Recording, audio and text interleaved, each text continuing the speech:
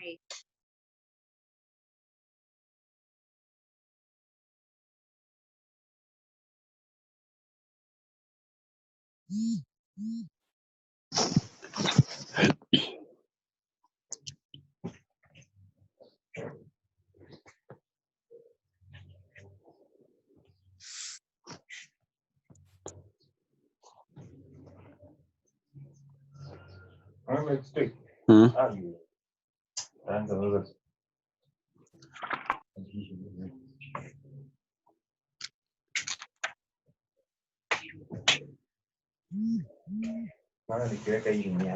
Nini? Ina?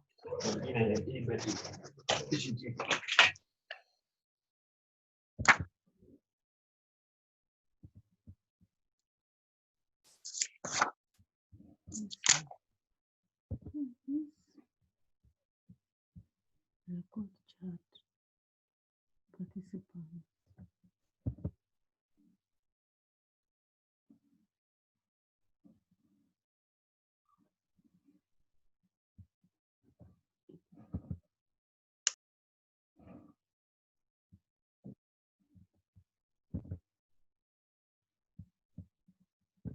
Where? I can't hear a thing. There is no voice.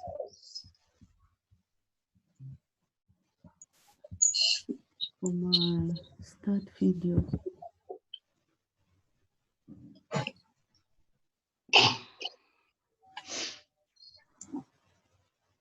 You are viewing in Africa, yes. Maybe chat.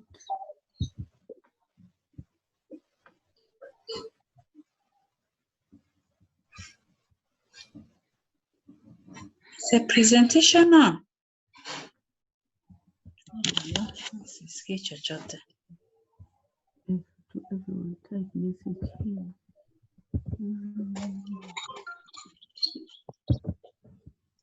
Hey, Joyce, have you started? I guess you're muted. We can't hear. She has started, but I can't hear her. I think she's muted on her side. Who is on the line? Ida. Yeah, Ida, and this is Isabella, but I can't hear her. She has started, I can see. Maybe she has muted herself without knowing. She probably doesn't. Yeah, she has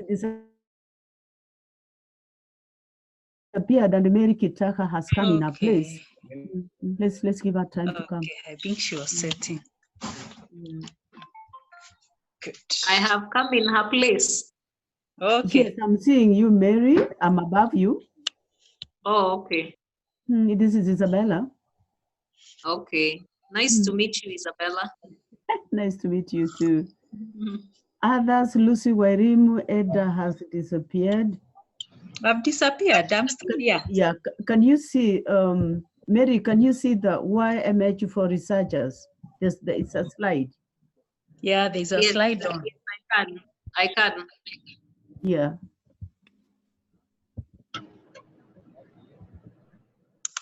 The Zoom group chat, can we leave it on because it's covering the slides?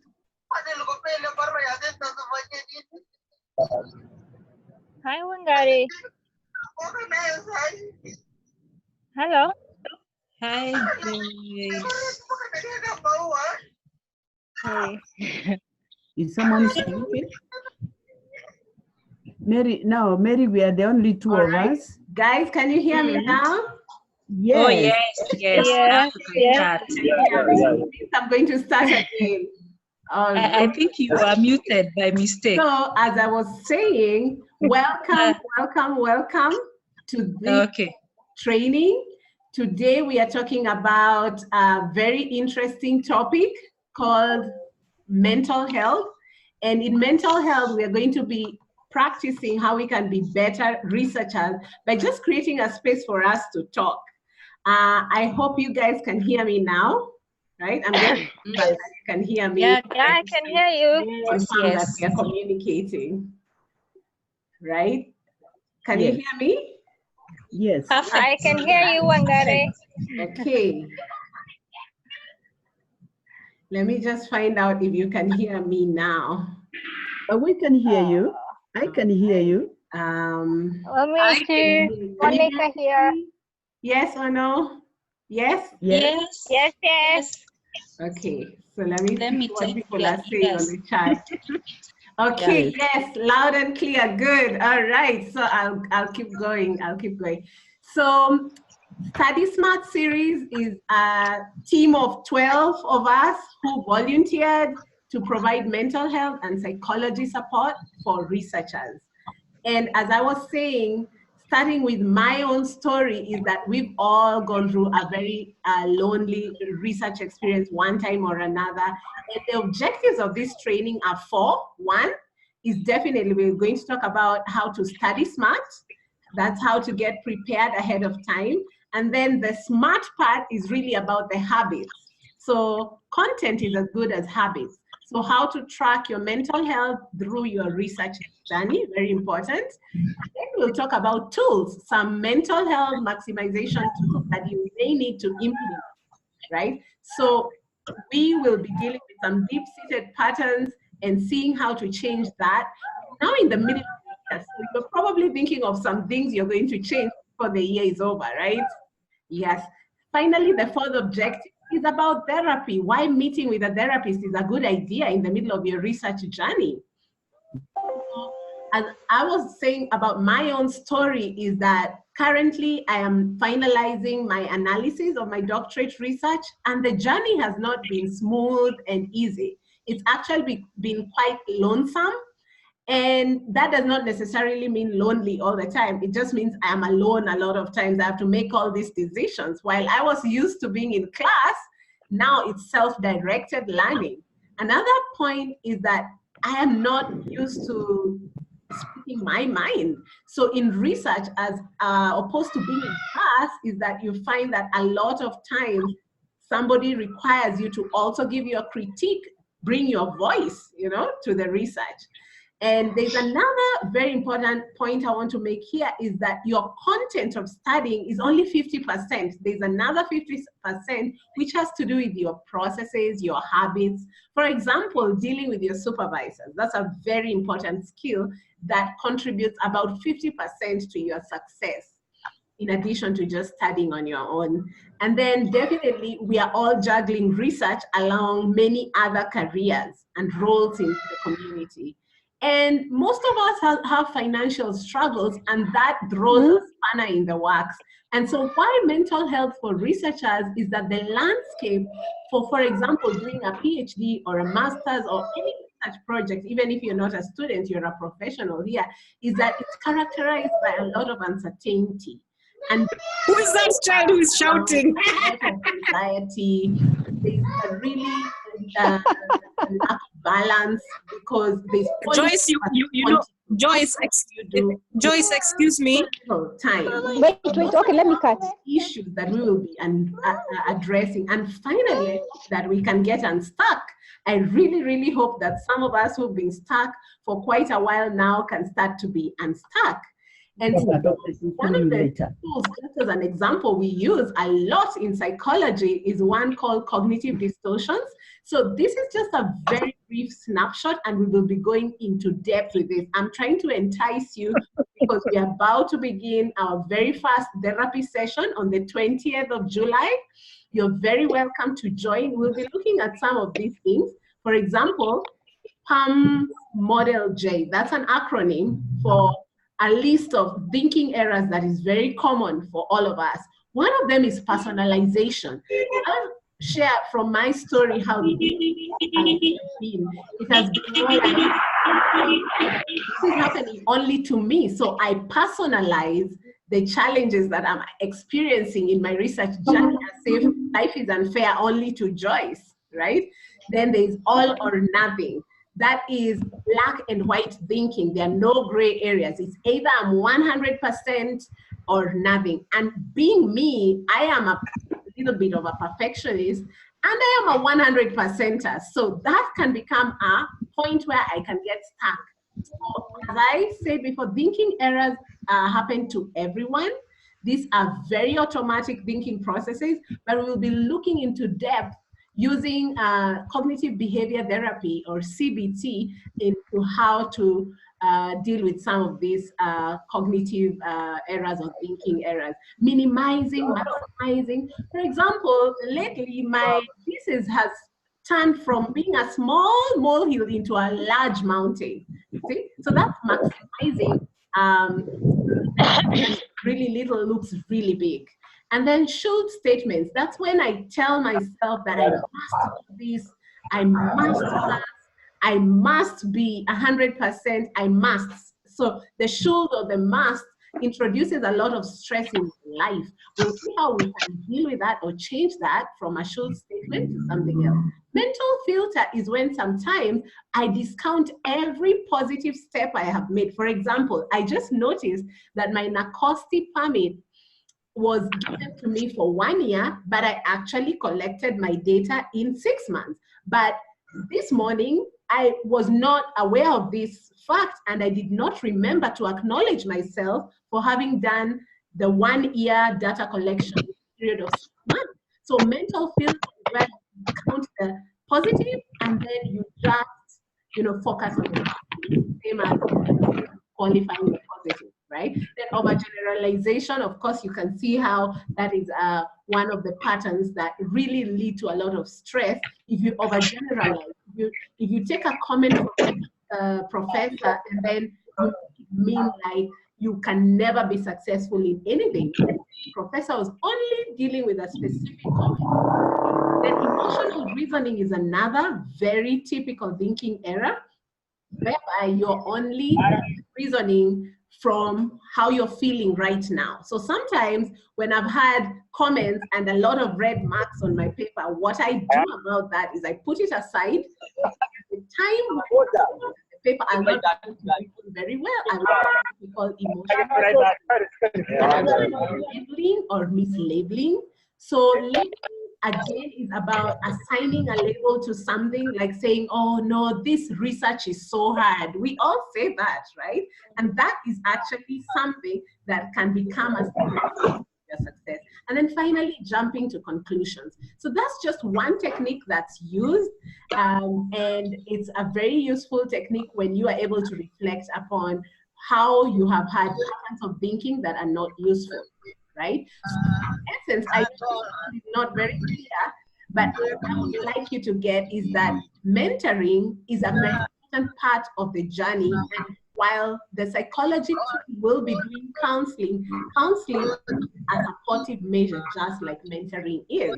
So we're going to be giving emotional support to each other, while your supervisor or your professor gives you informational support, tells you what you're supposed to do by when. And then you do have other people in your life, for example, giving you instrumental support like sponsorship and networks and contacts and things like that. We will be squarely focusing on the emotional support of us managing ourselves, self-management, which is very crucial. It includes self-understanding, self-understanding, and self-understanding again.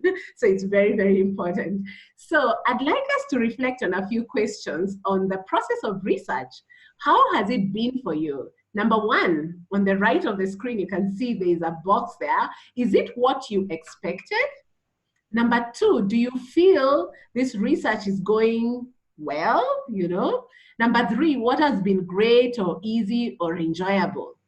Okay. Number four, what has been disappointing in your research journey? So when a lot of students join any program like a PhD or a master's, their expectations for what a research is are very different from what it actually is, right? So usually, many times, people do not get that it is a continual process of learning and changing priorities, right?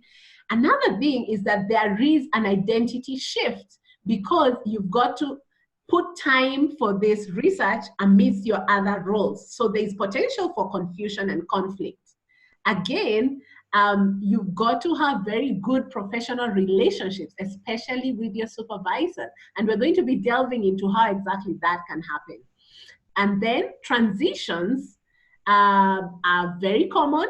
They are very difficult sometimes, but they can be sustained by having supportive relationships. So talking to people that you trust really, really helps. And then definitely students have misaligned expectations. So if you have expectations that are too high, they're likely to be crushed because you're not in reality with what actually that process entails. So that is likely to lead to discontent. And then you need some skills like emotional competence skills, like relationship building skills with especially with our supervisors. Some supervisors can be very supportive, some are quite unresponsive, and students have been struggling a lot on their own on these issues. So some tools will be sharing, and a lot of the team members will bring tools one at a time. We'll have very many tools that we're going to use. It's like personality matching. You've got to know your personality so that you can work smart, not just work hard, all right? Then expectations, how to now know this is time for me to go for therapy. Another thing is how to create milestones and bite-sized pieces. And then the idea of momentum or confidence, right? And then how to create an effective and productive community. Remember, we said you're in the driver's seat. You're the one leading the journey. So we're going to be sharing tools on how to create community amongst us. And then we got to still remember that habits are as good as content when it comes to research. So we've got to disrupt this passive approach to learning. I think a lot of us Kenyans especially, we love sitting and waiting to receive. But when you're in the lead of a research project, you're the driver. So everybody is waiting for you to take the car from point A to point B. So we have to stop being passive. I saw a very interesting comparison on the comparison between a therapist and a mentor from a certain website called Coaching Culture at Work. And I'd like to just read that. It says, a therapist, if you were talking about driving a car, maybe you are stuck, you don't know how to drive a car. What are the different roles of the different people? So a therapist will explore what is stopping you driving the car. A therapist is somebody who is trained extensively and has supervision and mostly looks at your past and your deep-seated patterns and negative behavior that is blocking you in the present. So they will explore, they'll do a lot of exploration work on what is stopping you from driving the car. Then you have a counselor. A counselor is somebody who's trained for a short course on just being there. This is somebody who is available, somebody to talk to, basically. Just somebody to talk to. This person will be able to listen to your anxieties about the car. A mentor, on the other hand, is someone who can really unpack their own life. This is a big difference between a mentor and a counselor. In counseling, we have a contract that's quite objective, and the counselor doesn't have a lot of a chance to share their own life. But a mentor can actually share from their life, including their own tips from their own experience of driving cars. So you see the difference between a mentor and a therapist or a counselor, all right? And then a consultant is somebody who you go to for advice, right? So they'll advise you on how to drive the car. A coach will encourage and support you in driving the car. So if you see that all these people are working towards the same person, but they have different angles, sometimes when we therapists will be doing these trainings, we'll take on the hat of a coach, the hat of a consultant, a mentor, a counselor, and so on and so forth. So again, I'm reminding you, all of us, let's join our first therapy session for only 1 hour, right after the next journal club, not tomorrow, the other journal club in 2 weeks' time on 20th of July. I'll be waiting for all of you. I'll be leading that session. So we'll be having these sessions right after the training of the day for 1 hour before people disperse. So you're very welcome to join us at Kenya Science opposite Nakumatt Junction. So again, this is the team that will take us through the whole year. Definitely, we'll be looking forward for all these wonderful, fantastic topics coming up.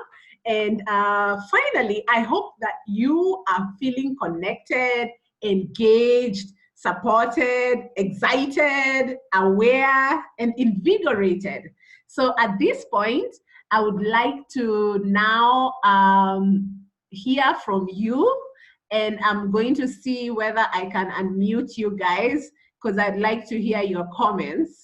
Right? So you're very welcome. now it's time for questions. So I'm just unmuting you guys. You're very welcome to share, right? Okay, who has a question or a comment? I have a comment, Joyce.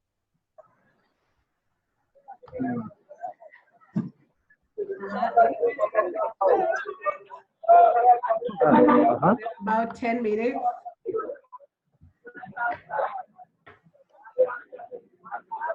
Can you hear us, Joyce? Hello? Yes, I can hear you. Mary, Hi, I can Joyce. hear Can you. you hear me? Yes. I'd like to try to say something. Trying to unmute Lucy. Hi. Hi. Okay. Anyone with anything to say? All right.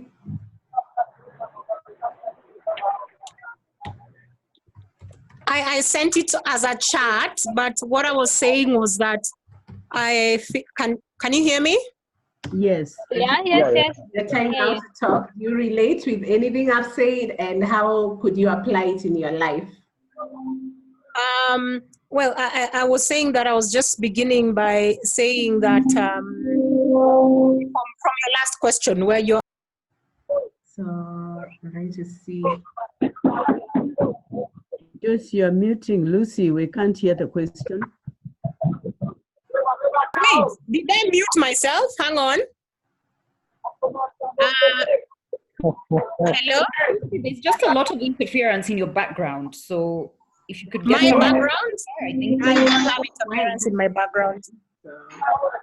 Either someone is driving or their radio is on. Please, whoever has the radio on, switch it off. Sabella, you're trying to say something? No, I'm saying there's someone who has a lot. I don't know if it's me what's trying to talk, the and problem. there's a lot of background noise. I was just saying that, yes, I feel, can you hear me now? Yes. Yes, we can hear you. No, I was just saying just what I said on the chat, that I get the sense of support, purpose, and direction, just to answer your question that you had asked when we were coming to the end, Joyce. So, I mean, that for me is what I wanted to say, and I think it's just very useful. And you're very right. There has to be that psychological support for mental health providers in these different things that we do. Absolutely. All right, guys. If there is no question, maybe we can. Wait, what are you talking about? What is she talking about? I cannot hear a thing. Why can't you hear a thing? I don't get it. The issue. Guys, people, can you listen to this? Joyce can't hear. That's what she's saying. Isabella, are you? Joyce can't hear. Okay. I think, Joyce, there's a problem on your end because we can hear you. Yes. Yeah. You can't hear. Let's type. Okay.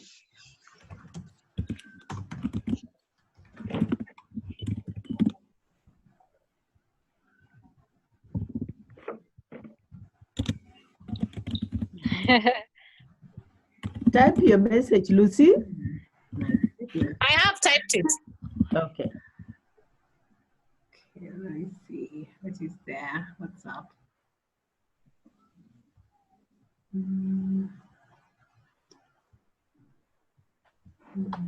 Joyce.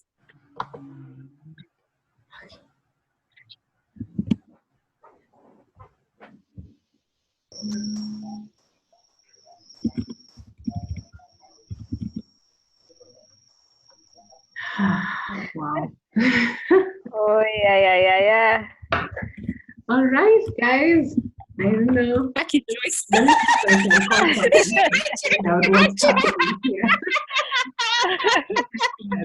Oi. Well,